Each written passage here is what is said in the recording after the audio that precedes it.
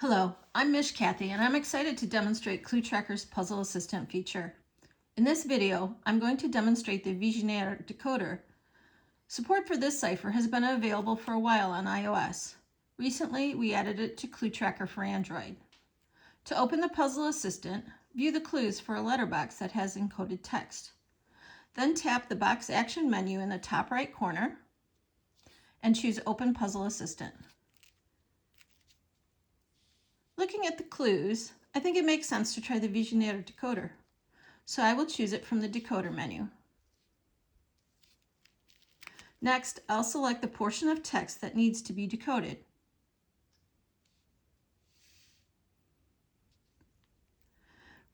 From the clues, I see that the passphrase is probably the word French, so I'll enter that in the passphrase box at the bottom of the screen.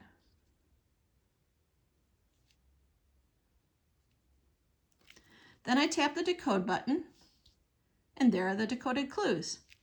Although it's not required, I like to tap Copy to Notes button so the decoded text is added to my notes for this letterbox.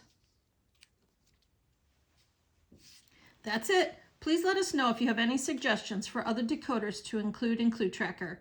Thanks for watching.